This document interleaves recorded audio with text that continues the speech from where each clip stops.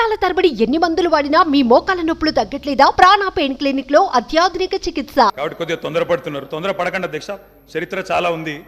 తప్పకుండా మా తాతలు నేతులు దాగినరు, మా మూతుల వాసన చూడండి అంటే కుదరదు. కేవలం క్రెడిట్ మాత్రమే మేము తీసుకుంటాం. మేము నాగార్జున సాగర్ కట్టినాం, శ్రీశైలం కట్టినాం, కానీ మొత్తం మిగతాయి మాత్రం అన్యాయం అంతా వేరే ఖాతాలో దోస్తామంటే కుదరదు అధ్యక్ష. బరాబర్ చెప్తాం. ప్రధాన ప్రతిపక్షంగా ప్రజల తరపున బరాబర్ లెక్కలు చెప్తాం. బరాబర్ కాంగ్రెస్ పార్టీ యొక్క ఏమేమి దురాగతాలు ఉన్నాయో అవన్నీ చెప్పవలసిన బాధ్యత మా మీద ఉన్నది. బరాబర్ చెప్తామని చెప్పి కూడా తెలియజేస్తా ఉన్నా అధ్యక్ష. పడావుబడ్డ భూములు, పాడుబడ్డ ఇండ్లు, ఆకలి కేకలు, ఆత్మహత్యలు, వలసలు, కరువులు, కర్ఫ్యూలు, ఎన్కౌంటర్లు, కరెంటు కోతలు, కటిక చీకెట్లు, నెర్రలు బారిన నేలలు, నెత్తురు గారిన నేలలు. ఇదే కదా ఆనాటి మీ గొప్ప ఘనత వహించిన ప్రభుత్వంలో ఆనాడు మీరు చూపెట్టిన అద్భుతాలు ఇవే కదా అధ్యక్ష. ఒక్క మాటలో చెప్పాలంటే అధ్యక్ష, వీళ్ళ పాలనలో తాగునీటికి దిక్కులేదు, సాగునీటికి దిక్కులేదు, కరెంట్ అనేది అడ్రస్సే లేదు. ఇక ఇది వీళ్ళ పాలన అధ్యక్ష. 50 ఏళ్ళు పరిపాలించి అధ్యక్ష, ఇక్కడ కూర్చున్న సభ్యులు ఆలోచన చేయాలి అధ్యక్ష. రాజగోపాల్ రెడ్డి గారు చేతున్నారు. నల్లగొండలో ఫ్లోరోసిస్ తప్ప ఏమిచ్చింది అధ్యక్ష? వీళ్ళు నల్లగొండలో ఫ్లోరోసిస్తో 1,50,000 మంది నడుములు వంగరబోతుంటే మునుగోడు నియోజకవర్గంలో ఒక్కసారి నాకు ఒక కాంగ్రెస్ సభ్యుడు మాట్లాడిండు అధ్యక్ష. సబ్జెక్టే మాట్లాడుతున్నా అధ్యక్ష. తర్వాత సభ్యుడికి ఇష్టం వచ్చినంత టైం ఇవ్వండి, మాట్లాడినివ్వండి, మాకు అభ్యంతరం. ఐఎమ్ నాట్ ఈల్డింగ్ అధ్యక్ష. నల్లగొండలో ఫ్లోరైడ్ బాధలు, దేవరకొండలో పసిపిల్లల అమ్మకాలు, పాత బస్తీలో మైనారిటీ తీరని బాలికల వివాహాలు, మహబూబ్ నగర్లో గంజి కేంద్రాలు, పాలమూరు నుంచే 14 లక్షల మంది వలసలు ప్రతి సంవత్సరం.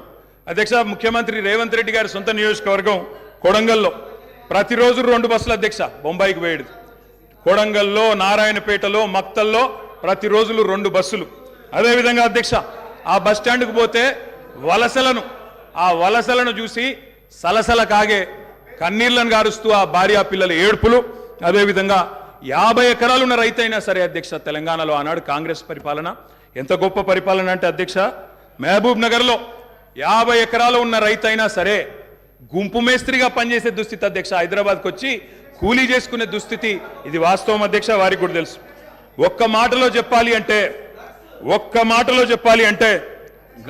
తప్పకుండా చెప్తాం, అన్ని చెప్తాం. గౌరవ అధ్యక్ష కేటీఆర్ గారు చెప్తా. గౌరవ కేటీఆర్ గారు ఒక్క నిమిషం, డిప్యూటీ సీఎం గారు మాట్లాడతారు. ఒక్క నిమిషం అధ్యక్ష. ప్రభుత్వం మారింది,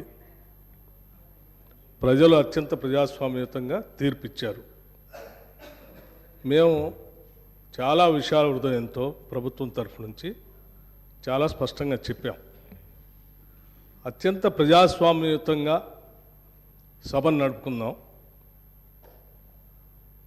ఉన్నటువంటి విషయాలపైన లోతుగా చర్చిద్దాం, నిర్మాణాత్మకమైనటువంటి సూచనలు మీరు ఏమిచ్చినా మేము తీసుకోవడానికి సిద్ధంగా ఉన్నామని చెప్తా ఉన్నాం.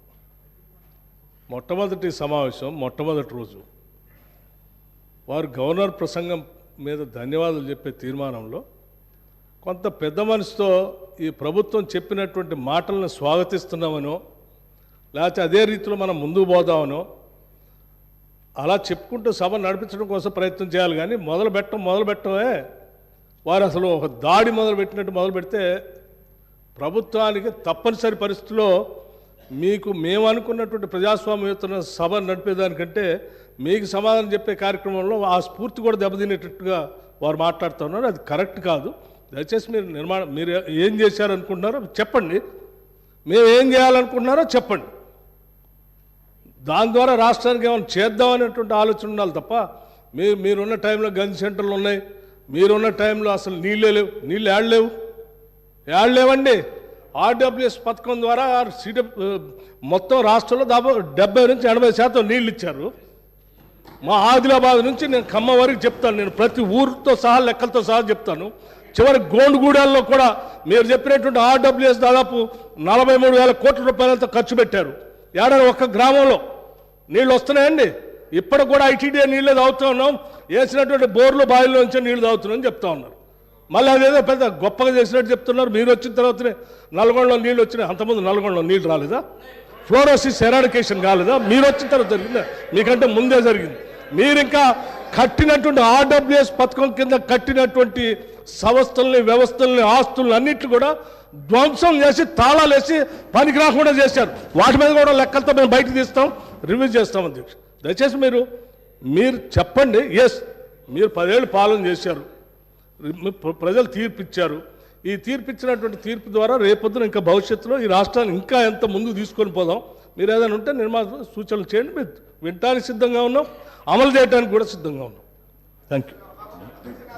గౌరవ కేటీఆర్ గారు అధ్యక్ష, సబ్జెక్టే మాట్లాడుతున్నా సార్. నేను ఆ గవర్నర్ ప్రసంగంలో ఏం చెప్పినా దానికే సమాధానం చెప్తున్నా. 10 ఏళ్ళు విధ్వంసం జరిగింది అన్నారు.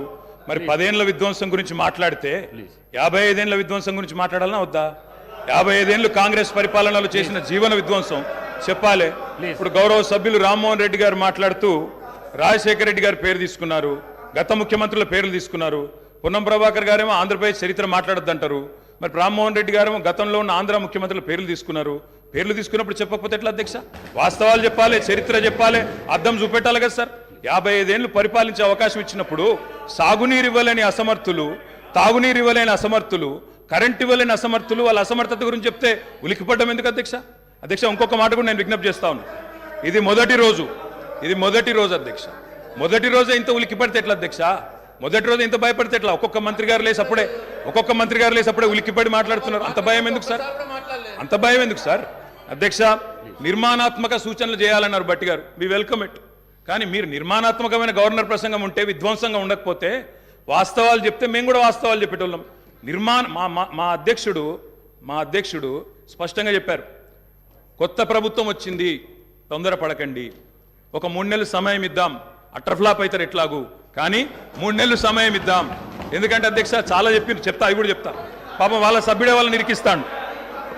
అధ్యక్ష, ఒక్క మాటలో చెప్పాలంటే తెలంగాణలో అధ్యక్ష, ఒక్క మాటలో చెప్పాలంటే ఏంది అధ్యక్ష కాంగ్రెస్ పరిపాలన?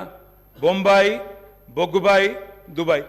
ఆనాడు ఇదే కదా అధ్యక్ష. మొత్తం ప్రజలు వలసలు పోయే దుస్థితి, రైతులు మొగులు దిక్కు చేసే దుస్థితి, మొత్తంగా ఆఖరికి ఇవాళ అక్కడ కూర్చున్న ముఖ్యమంత్రి గారి సొంత జిల్లాలోనే గంజి కేంద్రాల అధ్యక్ష. ఇందిరమ్మ రాజ్యం అంటే గంజి కేంద్రాలు, ఆకలి సావులు, ఎన్కౌంటర్లు తప్ప ఏముండే అధ్యక్ష? ఇది గొప్పగా చెప్తున్నారు అధ్యక్ష.